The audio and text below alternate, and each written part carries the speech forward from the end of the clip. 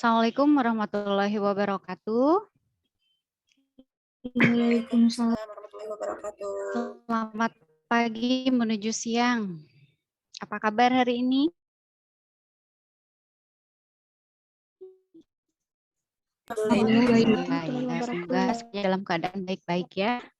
Waalaikumsalam. Soalnya silakan dinyalakan terlebih dahulu. Nah, gitu. Jadi kelihatan cantiknya ya. Ya, ada Dini belum tuh. Apalagi kalau pagi-pagi ya mengawali hari itu harus dengan baik. Untuk pertemuan kali ini kita akan berbicara tentang membahas tentang mata kuliah etika dan hukum kebidanan ya. Berarti pertemuan kali ini adalah kedua dari ya semester 1 ini ya. Semester 1 pertemuan yang pertama.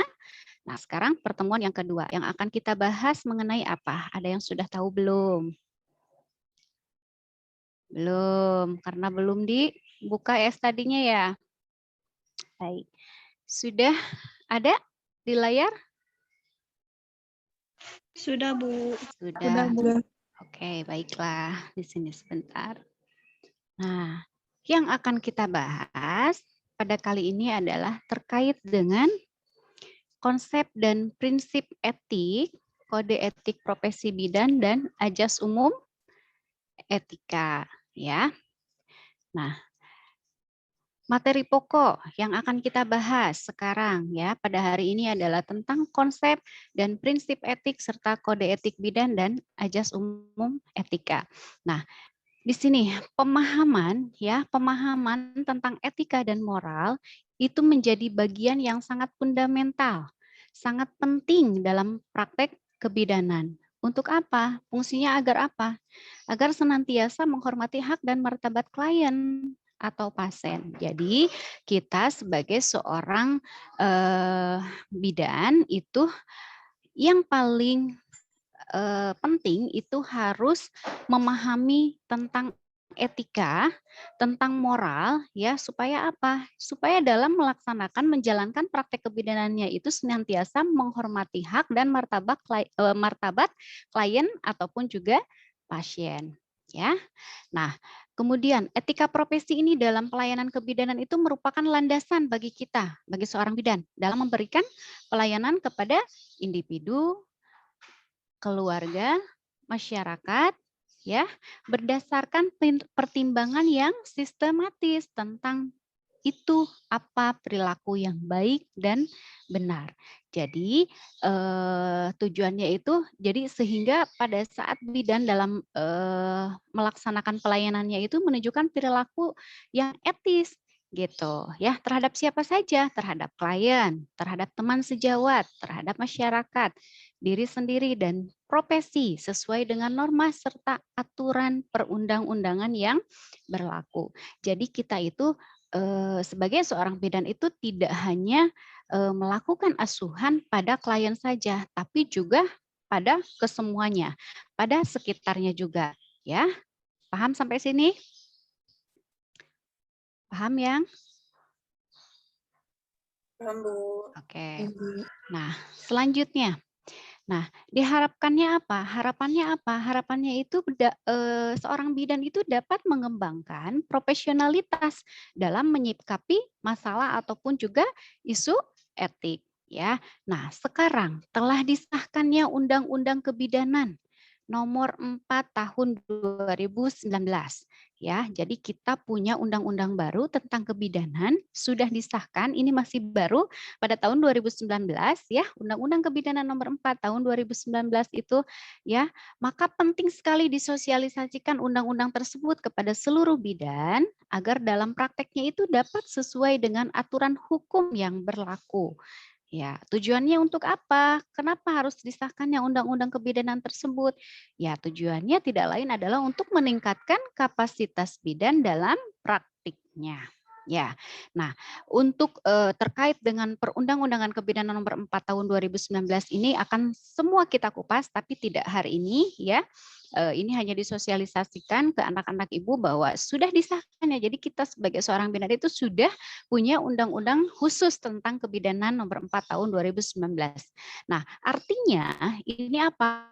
Artinya adalah apabila terjadi masalah sekitar pelayanan kebidanan, pastinya itu akan dikaitkan dengan undang-undang kebidanan ini yang nomor 4 tahun 2019 ini.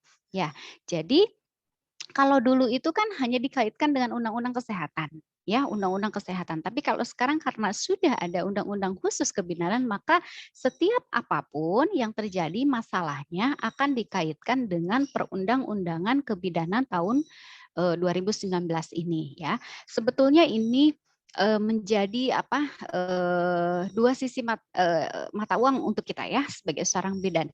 Sisi yang pertama itu adalah kita harus bersyukur mempunyai undang-undang ini, ya. Artinya adalah ada yang menjamin aspek legal bidan, ada yang melindungi hak bidan, ya. Dan kita pun punya kewajiban yang sangat jelas bagi profesi bidan. Di sisi lain apa? Kita sebagai seorang bidan itu harus siap, ya, harus paham dan harus mentaati, ya, karena memang di sisi hukum pasti apapun masalahnya akan dikaitkan dengan perundang-undangan kebidanan ini, gitu ya. Jadi sebagai calon bidan, kalian harus tahu apa sih sebetulnya itu Undang-Undang Kebidanan Nomor 4 Tahun 2019. Sebelum kita bahas minggu depan terkait dengan undang-undang ini, coba nanti kalau sebagai seorang mahasiswa itu kan harus kreatif ya. Apalagi sekarang kan teknologinya itu kan sudah semakin pesat. Ya, handphone kalian semua smart gitu ya. Jadi coba nanti dicari, apa sih, saya pengen tahu dulu Undang-Undang Kebidanan Nomor 4 itu apa gitu, tahun 2019 itu tentang apa saja gitu. Ya, nanti coba ya dicari dulu ya. Oke. Nah, prinsip kode etik dan ajas umum etika. Nah, ini ada berapa? 7 poin ya. 7 poin yang harus betul-betul kita pahami di sini adalah terkait dengan prinsip etik dan kode etik itu terdiri dari A, B, C, D, E, F, G. Nyanyi. Ya, A-nya apa? Siti Rohmah. Neng Siti. Halo. Yang lain adakah? Yang lain ada ya? Ada, Bu. Ya, berarti sinyal ibu bagus maksudnya. Nah, takutnya melihat Siti Rohmah kok dia takutnya ibu yang apa sinyalnya nge-lag. Karena itu memang keterbatasan kita di dalam pembelajaran kalau daring ya seperti itu ya. Oke, tapi ibu jelas ya? Oke, kita lanjutkan. Prinsip etik dan kode etik. Nah, prinsip kode etik dan kode etik itu terdiri dari tadi A, B, C, D, E, F, G, itu ada menghargai otonomi. Ada yang sudah tahu apa sih yang seperti apa kalau menghargai otonomi itu? Hmm? Menghargai otonomi itu yang seperti apa? Sikap yang bagaimana? Ayo. Nah, sebagai seorang bidan tentunya kita harus bisa memberikan penjelasan terlebih dahulu ya kepada pasien. Nah, di dalam memberikan penjelasannya itu dengan menggunakan bahasa yang mudah dipahami oleh siapa? Oleh klien ataupun juga oleh pasien. Betul nggak? Kita harus menggunakan bahasa yang mudah dipahami oleh klien ataupun juga pasien sebelum meminta persetujuan. Jadi pada saat persetujuan dari pasien bahwa kita akan melaksanakan tindakan seperti ini. Nah, kita itu harus menjelaskan ya, penjelasannya itu harus sesuai dengan bahasa yang mudah dapat dipahami oleh siapa? Pasien. Ya. Oke? Siap? Nah, tentunya kalau semester 3 ini kan sudah belajar terkait dengan apa komunikasi konseling ya. pada saat dulu juga sama Ibu belajarnya ya, komunikasi konseling. Di situ kan sudah dibahas bagaimana cara kita berkomunikasi yang baik dengan pasien, menggunakan bahasa yang mudah dipahami, kemudian eye contact dan sebagainya ya. Kemudian yang kedua memberikan pilihan ataupun konseling. Betul. Tadi yang seperti Ibu bilang, sebelum kita melaksanakan asuhan itu kita harus berikan pilihan dulu. Contoh misalkan Ibu datang ke tempat praktek kita mengatakan bahwa saya ingin di KB. KB apa Bu? Apa ya sebetulnya yang menurut Ibu Bidan bagus? Kan gitu biasanya ya. Nah, kita harus jelaskan terlebih dahulu KB itu Bu terdiri dari anu gitu banyak, kemudian efek sampingnya seperti apa, cara pemakaiannya bagaimana gitu ya. Nah, sebelum jadi harus memberikan pilihan dulu, memberikan dulu konseling kepada pasiennya. Kemudian melakukan tindakan yang sesuai dengan pilihan pasien. Ya, kalau misalkan pasiennya sudah memilih, oke lah Bu, kalau begitu saya akan memasang IUD. Nah, berarti kita harus memberikan melakukan tindakan yang sesuai dengan pilihannya. Ya, kemudian apa lagi? Memberikan apa? Inform consent atau meminta persetujuan. Ya, jadi sebelum tindakan itu kita harus memberikan inform consent dulu. Ada bentuk inform consent nanti Ibu kasih. Ya, jadi persetujuan ataupun juga izin tindakan dari seorang pasien tersebut akan ada tanda tangan dari si pasiennya. Itu adalah sebagai aspek legal kita sebagai seorang bidan dalam melaksanakan tindakannya. Oke. Kemudian apa lagi? Mendengarkan keluhan si pasien, menjadi pendengar yang baik. Nah, kalau jadi bidan itu harus menjadi pendengar yang baik. Oke lah, kalau misalkan ternyata seperti ini, saya juga masih sedang banyak persoalan, sedang banyak pekerjaan dan lainnya gitu ya, mood sedang tidak bagus karena mau menghadapi menstruasi dan sebagainya. Tapi tidak, ketika kita sedang melaksanakan tugas itu ya harus profesional. Jadi kalau ada pasien dengan keluhan banyak, kemudian dengan curhatannya gitu ya, kita harus bisa mendengarkan apa keluhan pasien tersebut. Jadi harus menjadi seorang pendengar yang baik gitu ya. Kemudian menjaga kontak kita, kontak mata dengan pasien. Ya, Ibu sering ingatkan kan kalian pada saat ketika kita sedang berhadapan dengan orang lain, apalagi itu adalah pasien ataupun juga klien kita, maka apa? Menjaga kontak mata dengan pasien. Mata itu dilihat. Berbicara jangan sampai pada saat sedang berbicara dengan orang lain atau dengan pasien, kitanya ngoprek HP. Atau misalkan ngobrol sih ngobrol, matanya malah ngelihatnya kemana-mana, apa yang dia pakai, tasnya merek apa, gitu. Ya, bajunya bagus bling-bling dan sebagainya gitu ya. Jadi abaikan itu. Jadi harus tetap kita menjaga kontak mata dengan pasien. Menghargai keyakinan. Nah, keyakinan dan budaya pasien. Tentunya di Indonesia ini adalah banyak sekali budaya-budaya yang mungkin berbeda dengan kita. Adat Sunda misalnya. Di sini semua orang Sunda, ada yang dari Jawa? Ada tidak?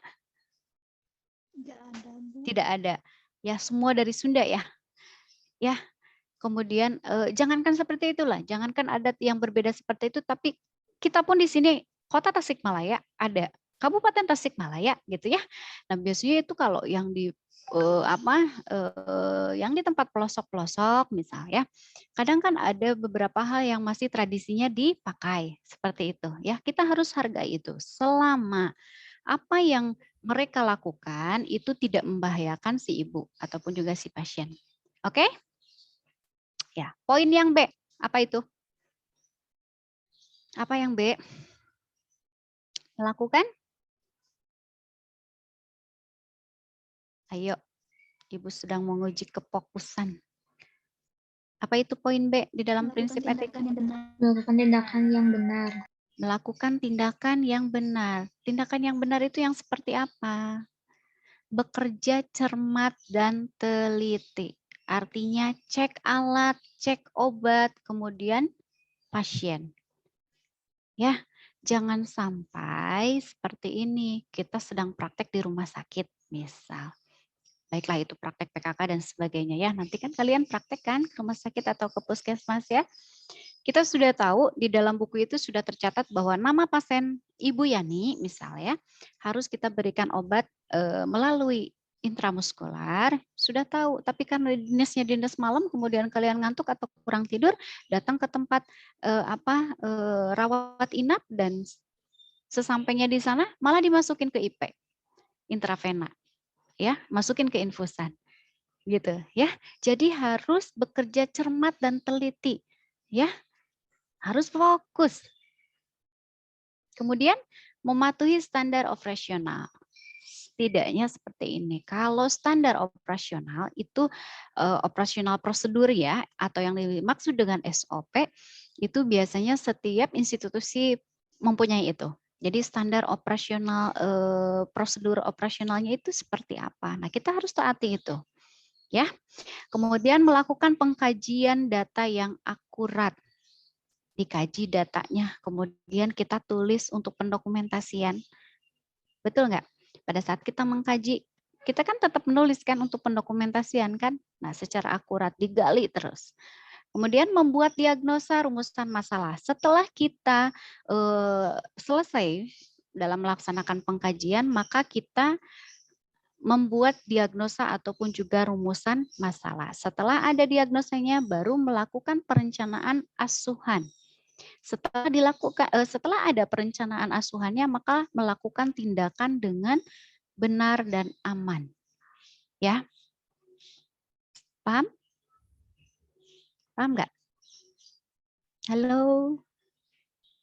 Paham, Bu. Jangan lupa perhatikan kebermanfaatan dan kepuasan si pasien. Ya. Kalau pasien merasa puas apa yang sudah kita lakukan pelayanannya, maka pasien itu tidak akan kapok untuk datang ke kita. Ya, bekerja itu harus berdasarkan keilmuan. Ya, kalau keilmuan kebidanan itu berkembang. Artinya, kalau matematika dari dulu kalian kelas 1 SD 1 tambah 1 sama dengan 2, tetap ya. Betul? Kalau kebidanan itu berkembang. Ya, jadi berubah. Makanya jangan bosan untuk mencari ilmunya. Ya, ilmu tidak hanya di kampus saja. Seperti ini belajar sama ibu tidak, tapi belajar dari yang lain. Contoh misalkan pelatihan ataupun juga seminar, webinar dan yang lainnya itu harus aktif. Oke? Ya. Nah, kemudian poin apa itu? C. Apa? Mencegah tindakan yang merugikan. Mencegah tindakan yang merugikan. Perhatikan tadi indikasi, kemudian kontraindikasi. Memperhatikan syarat daripada tindakan. Kemudian meminimalisir resiko daripada tindakan tersebut, ya. Persiapkan dulu pasien yang sebelum dilakukan tindakan, disiapin dulu pasiennya, alatnya, tempatnya, ya. Kemudian apa lagi? Berkolaborasi dan merujuk pasien kepada ahlinya secara tepat waktu dan tempat rujukannya. Ya, jadi tidak hanya tepat waktu saja, tapi tepat juga tempat yang akan dilakukan untuk rujukan si pasien. Kemudian jangan lupa mendokumentasikan asuhan itu harus secara akurat, lengkap, kemudian sistematis dan mudah dibaca. Karena pendokumentasian itu ya mudah dibaca, mudah diakses. Karena tidak hanya kita saja yang membaca. Contoh kalau misalkan kalian prakteknya di rumah sakit nih, ada kan shift pagi, siang, malam. Ya, atau di puskesmas yang rawat inap kan seperti itu. Nah, pendokumentasian untuk pasien itu kan nanti kalau pada saat kalian praktek pagi itu kan dioper ke yang siang. Ya, jadi harus mudah diakses dan mudah dibaca. Ya, paham ya?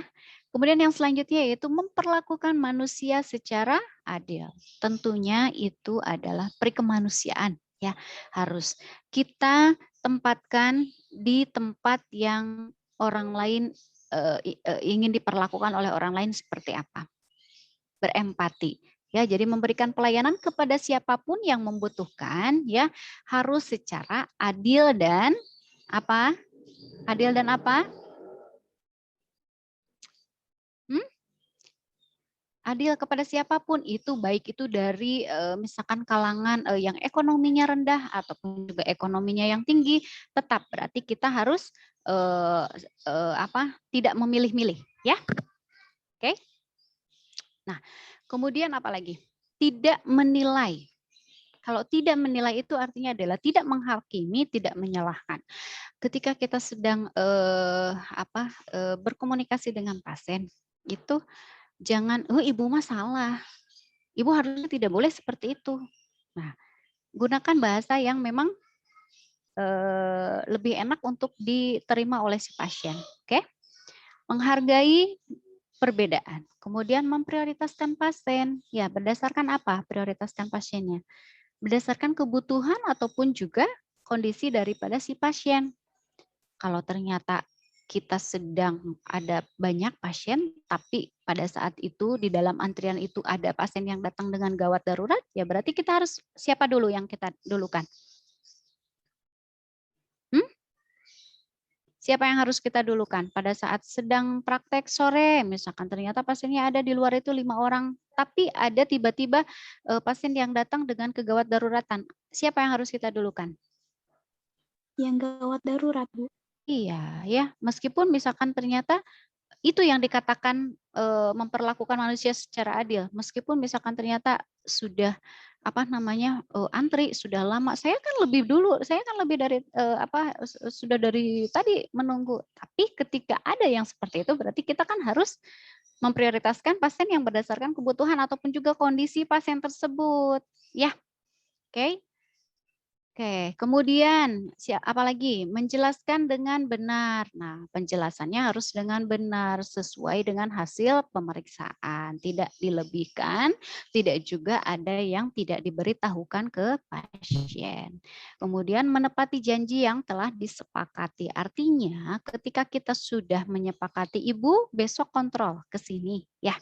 Silakan Ibu kontrol lagi seminggu kemudian ya, Bu ya. Nah, kalau sudah seperti itu ya berarti harus kita harus kita tepati ya. Jangan sampai pasiennya datang malah ibu bidannya yang nggak ada. Ya, karena ibu bidannya sibuk gitu ya. Jadi jangan memberikan janji yang berlebihan atau pada saat kita melakukan tindakan pun ya ibu pasti sembuh.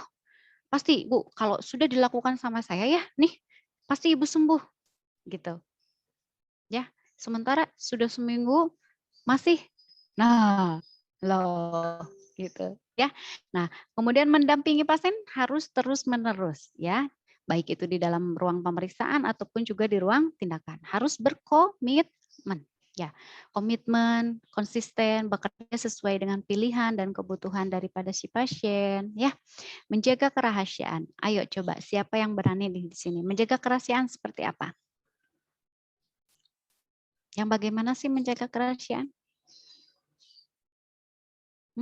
Salitsa.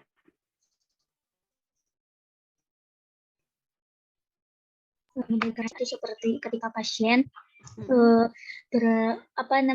curhat ke kita harus menjaga privasi pasien dengan cara tidak membocorkan kepada orang lain. Betul Gitu. ya. Jadi menyimpan apapun informasi ya, menyimpan informasi yang dipercayakan ataupun juga kerahasiaan pribadi dan data daripada si pasien ya, menyampaikan informasinya itu terkait tugas sesuai dengan kepentingan dan tujuan daripada asuhan. Ya. Nah, menjaga privasi ketika kita melaksanakan privasi artinya kurangi misalkan di dalam melakukan pemeriksaan atau tindakan di ruangannya itu harus tertutup. Betul? Ya, harus tertutup. Kemudian jaga ketika kita tidak dimintai oleh hukum, kesaksian oleh hukum, maka jangan beritahukan apapun kepada orang lain kecuali memang dimintai oleh kesaksian hukum. Ya, menyimpan dokumen asuhan harus secara benar. Ya, belajar dari sekarang simpan baik-baik, simpan harus secara tertib. Ya, apapun itu dokumennya. Siap? Oke. Nah, prinsip di atas itu sesuai dengan ya, prinsip yang tadi yang Ibu sebutkan itu adalah sesuai dengan ajas umum etika. Nah, apa saja itu? Apa itu yang poin A? Indri, mana Indri? Beneficence, Apa artinya? kewajiban berbuat baik dalam memberikan pelayanan. Kewajiban berbuat baik dalam memberikan pelayanan. Tentunya semua tahu, dalam memberikan pelayanan kepada siapapun harus berbuat baik. Ini khususnya sebagai profesi bidan, ya. Contoh kecil saja lah berbuat baik itu dalam kita sehari-hari itu seperti apa? Berikan senyuman kepada orang lain. Ya, makanya tadi di awal Ibu bilang, ayo senyum. Itu teh ibadah. Betul? Ya, itu bisa menularkan bahagianya itu kepada orang lain. Itu lebih senang sama senyum. Sok tenan lipat sedikit gitu ya. Senyum. Nah, itu. Jadi bisa menularkan apa? Aura yang positif kepada orang lain.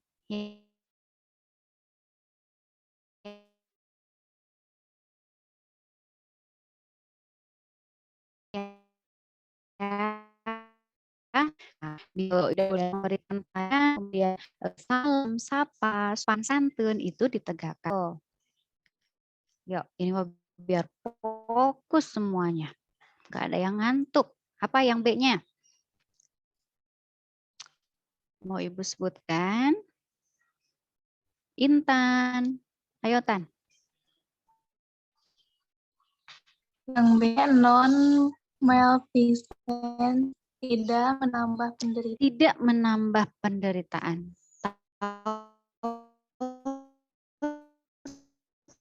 Tidak artinya apa penderitaan. Penderitaan dari siapa? Penderitaan dari siapa? Penderitaan dari ibu bidankah? Penderitaan dari si pasien. Ya, jadi tidak kita menambah penderitaan si pasien itu artinya ya pada saat kita melakukan asuhan itu harus seefisien mungkin. Ya, harus seefisien mungkin kita efisiensi harus sembuh, diharapkan sembuh itu harus sempurna, tidak asuhannya. Gitu ya. Jadi tidak menambah apa tadi penderitaan orang lain itu ya orang lain ya si pasien. Jadi dalam melaksanakan asuhannya itu ya kita harus seefisien mungkin sesuai dengan kebutuhan si pasien. Ya, diharapkan sempurna gitu kesembuhannya itu ya sembuh total, tidak ada tambahan atau komplikasi ataupun juga penyakit dari atau bahkan sampai dengan kematian yang kita lakukan. Kemudian privasi, hak pasien untuk dilayani sebagai pribadi. Tentunya kalian tanya kepada diri sendiri, sebagai pribadi kita kan biasanya harus ingin perlindungan, betul nggak? Mendapatkan perlindungan, ingin merasa aman, ada yang melindungi, ada yang menjaga, kan seperti itu, ya. Kemudian kata jujur dan benar. Tadi sudah Ibu katakan ya berkata jujur dan benar, jujur. Jadi ketika kita melaksanakan asuhan itu ya hasilnya apapun yang sudah kita gali, yang sudah kita temukan itu diagnosa dan sebagainya beritahukan kepada pasiennya. Kemudian menjaga kerahasiaan kondisi penyakit pasien. Ini bidan wajib menyimpan kerahasiaan informasi klien ataupun juga pasien untuk melindungi hak pasien tersebut. Kecuali tadi kata Ibu apa? Kecuali apa? Jika dimintai Oleh hukum. kesaksian oleh hukum, ya. Jangan sampai karena ini segeng nih, ya Salita ya balad sama Intan sama Siti Roma, kemudian ada pasien ya tadi mah ya pasien ini baru pulang dari mana dari Mekah gitu ya sebagai ini wah nama gitu ya. Jangan sampai seperti itu. Jadi harus dijaga. Oke. Kemudian keadilan ya harus melaksanakan keadilan yang seperti tadi Ibu bilang, oke? Ya. Nah, ini kode etik bidan. Nah, di dalam kode etik nih, menurut Kongres Ikatan Bidan Indonesia, itu kode etik bidan itu ada berapa? 1, 2, 3, 4, 5, 6. 6. Ada 6 kode etik bidan. Bidan memiliki beberapa kewajiban yang meliputi pertama adalah kewajiban bidan. Kewajiban kita itu terhadap klien. Yang seperti apa kewajiban kita terhadap klien itu? Ada yang sudah tahu? Atau ada yang ingin mengungkapkan? Silakan. Cok, kewajiban bidan kepada klien itu apa?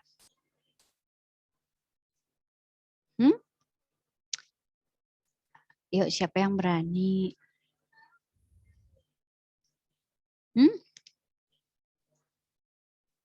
Sebutin lagi namanya. Siapa? Ayo, siapa? Coba Ibu tunjuk. Idelia.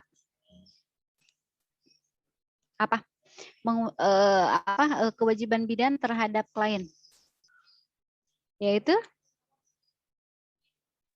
Memberikan pelayanan, Bu, yang sesuai dengan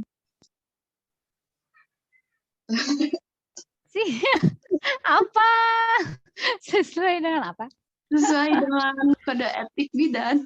Kode etik bidan. Iya, sesuai dengan kode etik bidan. Nah, ini kode etik bidan yang sedang kita bahas ya. Oke, baiklah. Ya, terima kasih Del. Nah, mengutamakan kepentingan dan hak klien. Kita utamakan dulu kepentingan klien meskipun ternyata misal artinya begini. Kita mempunyai kepentingan yang lain, sementara kepentingan tersebut masih bisa kita geser karena untuk kepentingan ataupun juga hak klien. Ya, oke.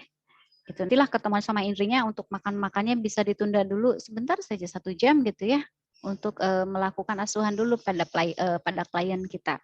Nah, kemudian berlaku adil ya, jujur, kemudian apalagi tidak diskriminatif, tidak menghakimi. Ya, kemudian merahasiakan segala sesuatu yang kita ketahui ya. Ini selalu Ibu ulang-ulang karena memang supaya kalian tetap ingat di dalam ingatan, oh ya, kita itu harus seperti itu. Oh, itu adalah sebagai bagian daripada kewajiban kita kepada klien. Ya, kemudian mendukung hak perempuan dan keluarganya untuk berpartisipasi aktif dalam pembuatan keputusan. Artinya tadi itu, berikan konseling, kemudian berikan pilihan sampai dengan mereka itu melakukan keputusan. Ya, jadi yang pengambilan keputusan ya biarkan mereka, ibu-ibu perempuan tersebut ataupun juga dengan keluarganya. Oke, berdayakan perempuan dan keluarga untuk memecahkan masalah. Artinya seperti itu. Jadi masalah kesehatannya ya berdayakan mereka. Tuh, jangan kita yang menghakimi, jangan kita yang memutuskan. Ya. Nah, kemudian yang kedua, kewajiban bidan terhadap apa? Revi? Kewajiban bidan terhadap tugasnya. Terhadap tugasnya. Menghormati hak ajasi manusia sejak masih dalam kandungan. Sejak manusia itu menjadi janin, kita harus menghormati hak ajasi manusia tersebut. Ya. Kemudian memberikan pelayanan yang berkualitas sesuai dengan kompetensi bidan. Menghormati keragaman budaya. Kemudian menggunakan ilmu dan teknologi terkini. Ilmu dan teknologi terkini ya. Sekarang Ibu tadi kan bilang bahwa teknologi kita itu sekarang semakin pesat, semakin bagus. Ya, berarti ya harus kita bisa menggunakan ilmu dan teknologi tersebut ya. Utamanya terhadap yang mendukung terhadap tugas kita sebagai seorang bidan. Mendapat persetujuan daripada si klien, kemudian melaksanakan tugas sesuai dengan kompetensi kewenangannya. Ya, kalau bukan kewenangan ya berarti bukan hak kita, bukan kewajiban kita, harus kita apakan. Begitu. Jadi jangan sekali-kali kita melakukan hal yang memang bukan kewenangan bidan. Baik. Yang ketiga apa?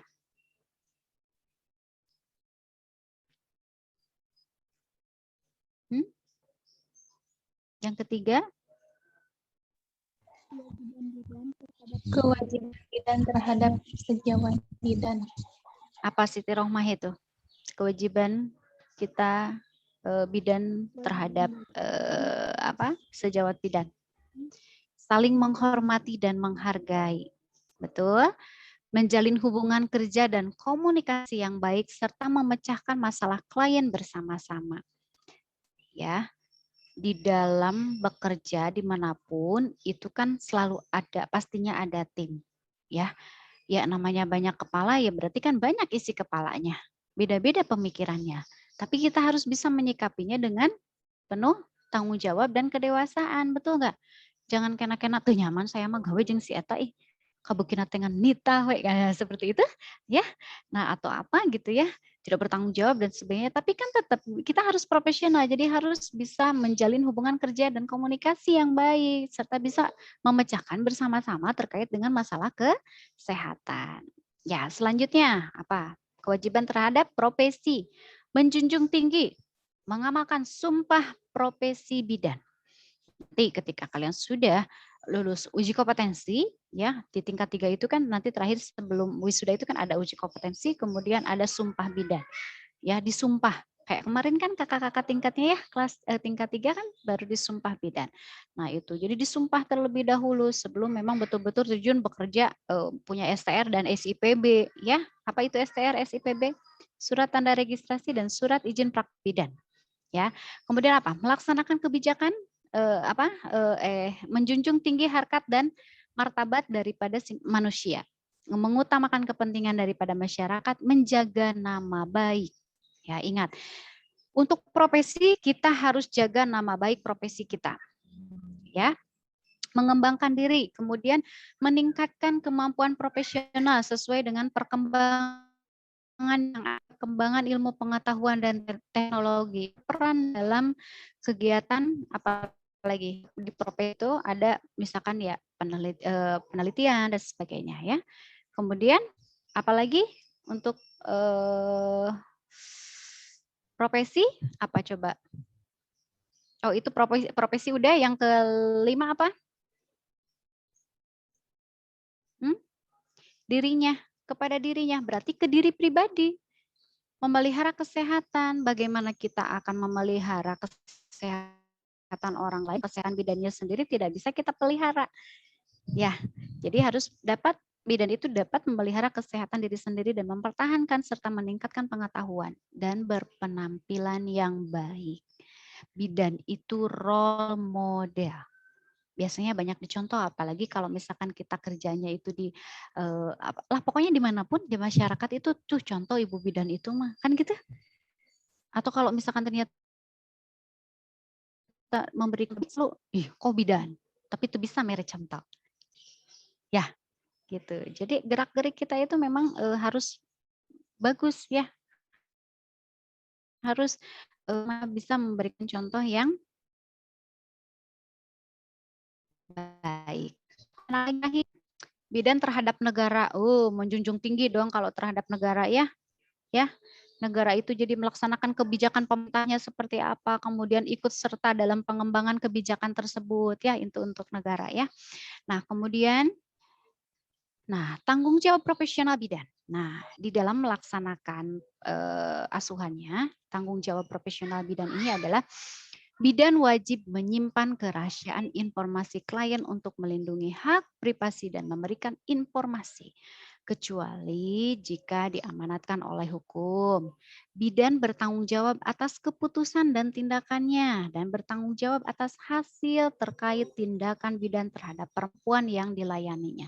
Jadi harus betul-betul berpikir apa yang akan kita lakukan, apa yang kita akan berikan, ya asuhannya itu harus berpikir secara efisien agar tidak merugikan daripada si pasien. Ya. Bidan dapat memutuskan untuk tidak berpartisipasi. Nah, kita punya hak.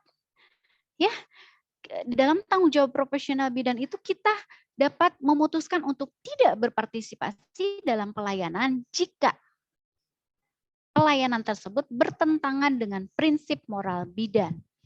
Tapi suara hati kita itu hendaknya ya tidak menghalangi perempuan tersebut untuk mendapatkan pelayanan kesehatan esensial, dimulai dari prahamil, kehamilan, nifas, menyusui, bayi baru lahir, bayi balita dan sebagainya, respro dan sebagainya. Kewenangan kita. Ternyata dari kita kurang, belum ada. atau misalkan ternyata alatnya sedang tidak bisa dipakai, berarti kita harus lakukan apa? Ya, yang karena alat kita tidak memadai ya berarti kita kan harus merujuk ke tempat yang memang harusnya gitu ya. Ya. Nah, kemudian selanjutnya adalah bidan yang berkeberatan terhadap permintaan layanan yang diberikan wajib merujuk perempuan ke penyedia lain di mana layanan tersebut tersedia. Contoh, ada yang memberikan contoh tidak terkait ini?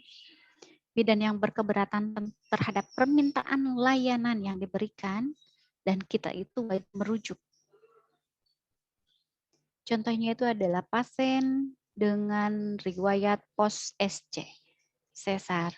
Ya, pasien datang ke kita dengan riwayat pos SC, ya, ibunya, ibu itu bisa bersalin dengan normal, tapi tidak bisa jika melahirkan di tempat kita, Bu. Ya, gitu. Nah, kita kan berkeberatan, ya. Silakan merujuk. Berarti ke mana? Ke rumah sakit, Bu. Begitu. Ya, kalau misalkan ibu ternyata mau normal tapi dengan riwayat SC 2 kali ya, itu beresiko untuk kita melaksanakan asuhannya, ya. Bidan memahami konsekuensi etis dan pelanggaran hak asasi manusia terhadap kesehatan perempuan dan bayi dan akan berusaha untuk menghapuskan pelanggaran. Bidan berpartisipasi dalam pengembangan dan implementasi kebijakan kesehatan untuk mempromosikan kesehatan ya sesama perempuan dan keluarganya. Misalkan untuk promosi kesehatan itu kalau dulu itu kan biasanya kalau bidan dikumpulkan ada hari Senin pengajian ibu-ibu di Masjid As-Salam. Ya, Rabu di An-Najah. Nah, biasanya itu promosi di situ. Tapi kalau sekarang itu karena tadi kembali lagi ke yang kita bahas bahwa teknologi itu sudah canggih, ya, sudah bagus ya. Berarti kita kan bisa mempromosikan kesehatan dimanapun, ya. Apalagi kalau misalkan, nah kemarin kita kan di sini nih di kelas ini kan ada juara 1 TikTok ya, promosi ya, itu ya. Itu ternyata semua anak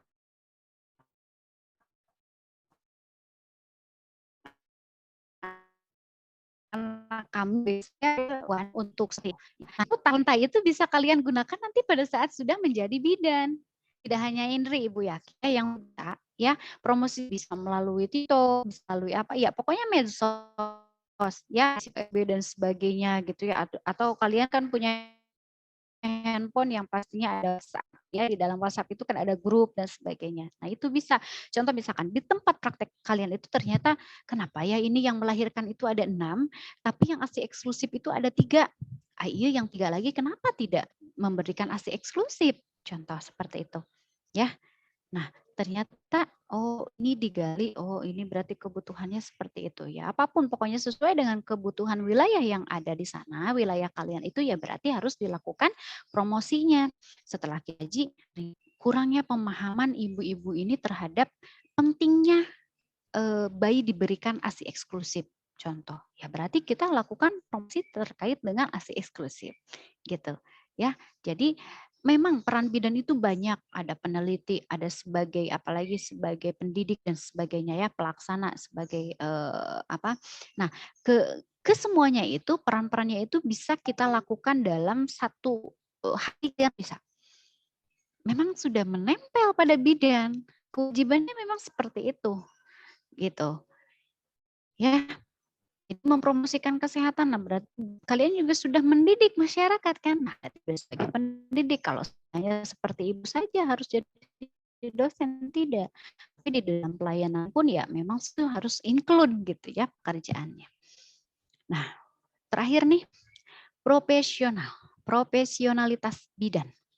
Profesional itu adalah ahli, mampu bertanggung jawab, bekerja secara efisien dan efektif, mengantisipasi masalah ataupun dampak dari pekerjaannya. Ya, itu profesional ya.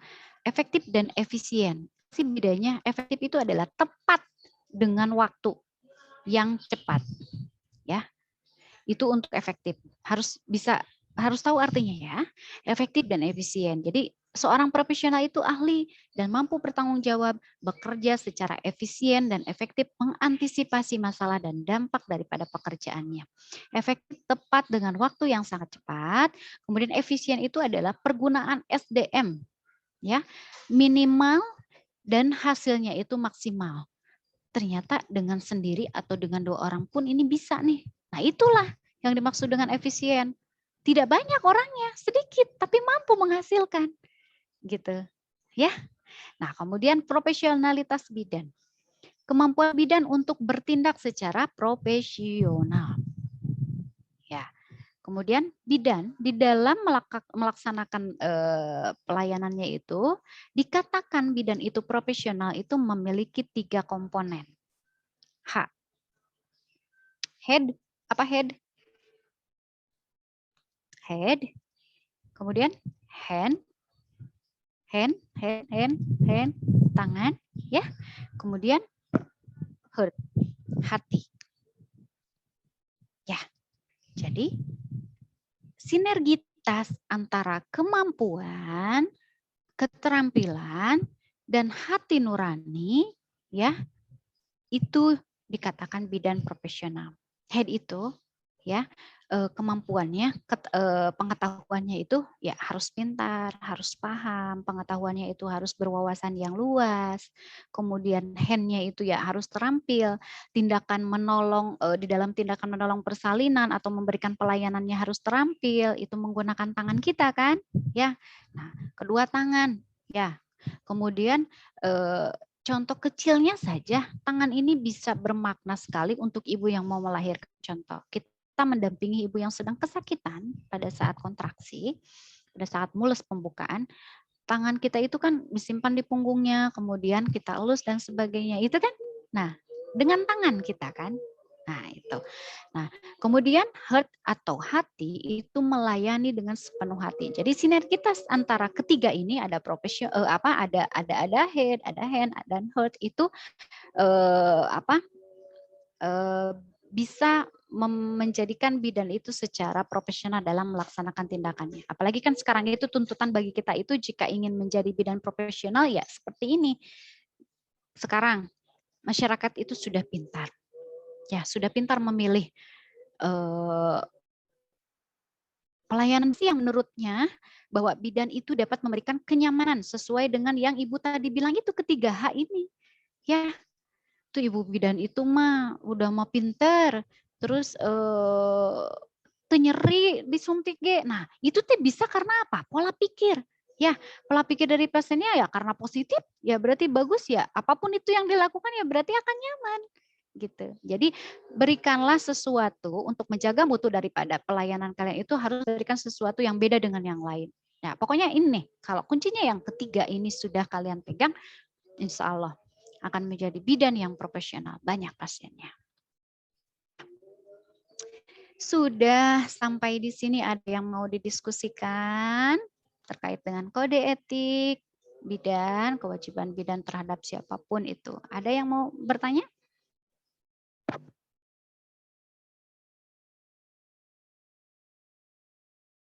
Ada yang ya? Boleh siapa? Mangga, Saya Siti siapa Rohma, ini? Bu. Siti Rohma. Apa, Nak?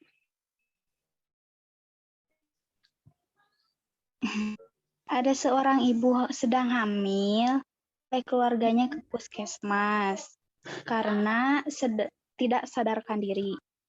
Setelah diperiksa, ternyata si ibu tersebut sudah tidak ada tanda-tanda kehidupan. Ibu tersebut sedang mengalami hamil yang kedua kalinya dan umur kehamilan si ibu tersebut sudah menginjak 32 minggu. Namun janin yang dikandungnya masih ada tanda-tanda kehidupan. Kebetulan di puskesmas tersebut tidak ada dokter spesialis, tidak ada dokter umum, cuma di puskesmas tersebut cuma ada bidan dan dokter umum. Nah, pertanyaannya, bagaimana sikap bidan tersebut yang sedang berjaga di sana? Terima kasih, Bu. Ya, terima kasih. Ya, ada seorang pasien yang tidak sadarkan diri, kemudian setelah dicek ternyata sudah tanda-tanda kehidupan, ya hamil anak tadi betul?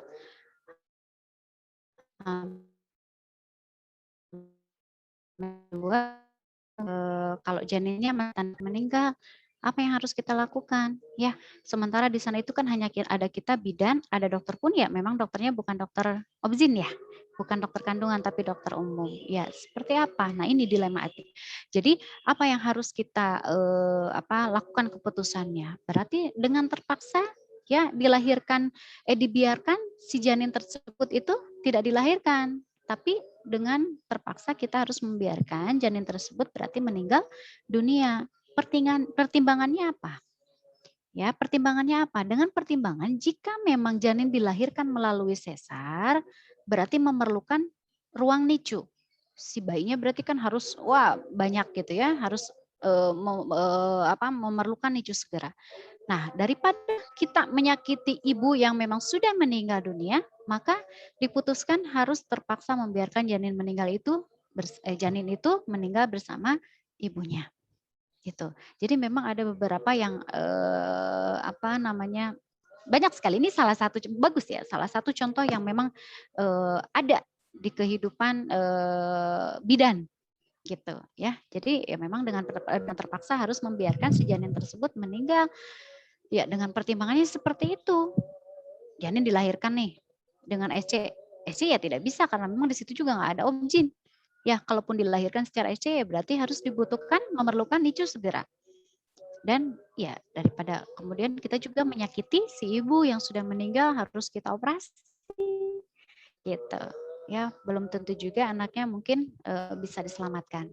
Jadi ya dengan berat hati harus membiarkan anak tersebut meninggal bersama ibunya. Paham ya? Paham? Sudah duhur, ada lagi yang mau didiskusikan?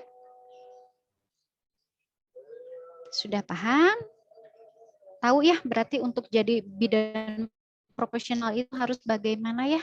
Kode etik bidan itu apa aja? Tadi ada 6 kode etik bidan itu kewajiban kita terhadap klien, kewajiban kita terhadap diri sendiri, terhadap profesi, terhadap negara, terhadap apa lagi? Tugasnya dan sebagainya. Saya yakin sudah paham.